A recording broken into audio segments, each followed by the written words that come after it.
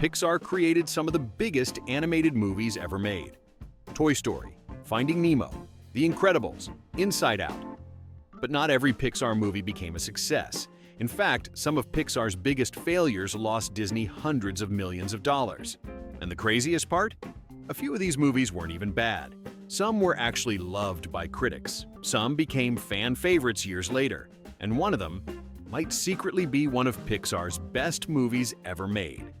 So today, we're counting down Pixar's biggest box office bombs. And trust me, the #1 movie on this list is probably not the one you're expecting.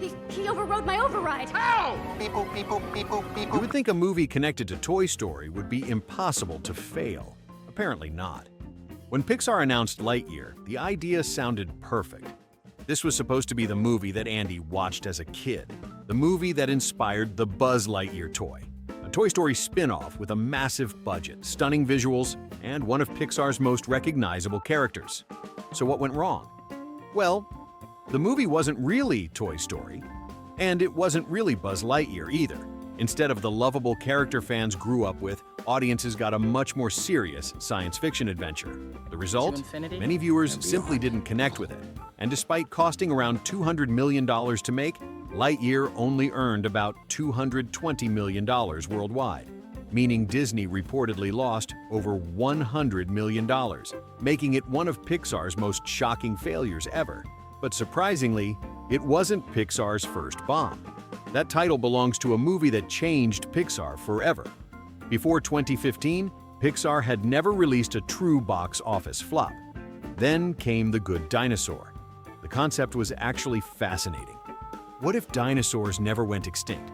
And what if humans became the wild animals instead? On paper, it sounded like classic Pixar, original, creative, full of potential. The problem? Most audiences simply didn't care. Unlike Pixar's biggest hits, The Good Dinosaur lacked a strong emotional hook. And while the visuals were beautiful, the story never connected the way Pixar movies usually do.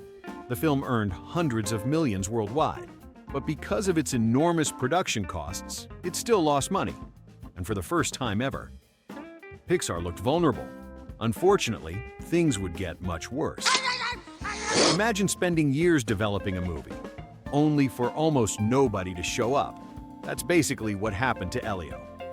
The film follows a lonely boy who accidentally becomes Earth's representative to an alien civilization. It's exactly the kind of original idea Pixar used to be famous for. But there was one huge problem. Almost nobody knew it existed. The movie went through major creative changes, marketing struggled, and by the time it reached theaters, momentum was already gone. The result? The worst opening weekend in Pixar history. And another original Pixar movie became a box office casualty, which is sad, because originality wasn't the problem. In fact, one of Pixar's most creative movies ever also ended up becoming a financial disaster. Most studios play it safe. Turning Red did the opposite. The movie tells the story of a teenage girl who transforms into a giant red panda whenever her emotions get out of control. Which sounds ridiculous, but that's exactly why it worked. The movie tackled growing up, family expectations, and puberty in a way Pixar had never attempted before. Critics loved it, fans loved it, but the box office? Almost non-existent, because Disney skipped a major theatrical release and sent it directly to streaming, meaning one of Pixar's most unique films never got the chance to prove how successful it could have been. And it wasn't alone, because another Pixar movie suffered the exact same fate. Sometimes the simplest stories leave the biggest impact. Luca wasn't trying to save the world. It wasn't packed with giant action scenes. Instead, it told a small story about friendship, belonging, and growing up.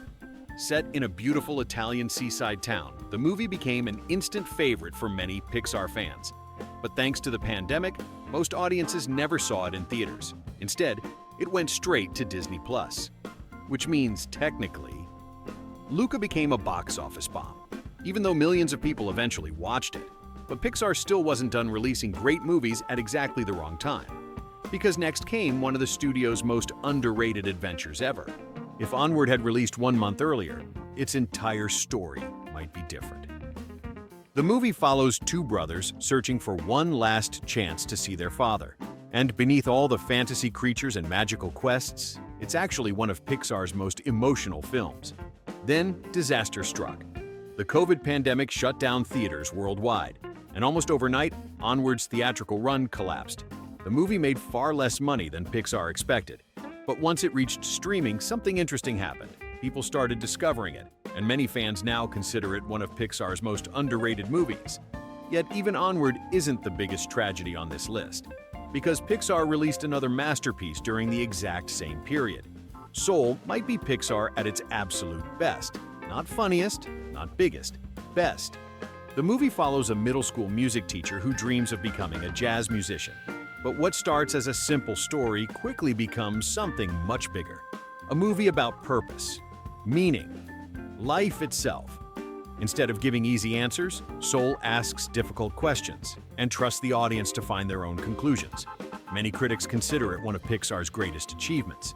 But because it launched during the pandemic, most people never experienced it in theaters, which means one of Pixar's most ambitious films also became one of its biggest financial disappointments. And somehow, there's still one movie that might be an even bigger example of everything that went wrong. Looking at all these movies, a pattern starts to appear. Lightyear failed because audiences weren't interested. But movies like Soul, Onward, Luca, Turning Red, and even Elio failed for a completely different reason. Many of them weren't bad movies, some were actually excellent. The real problem was timing.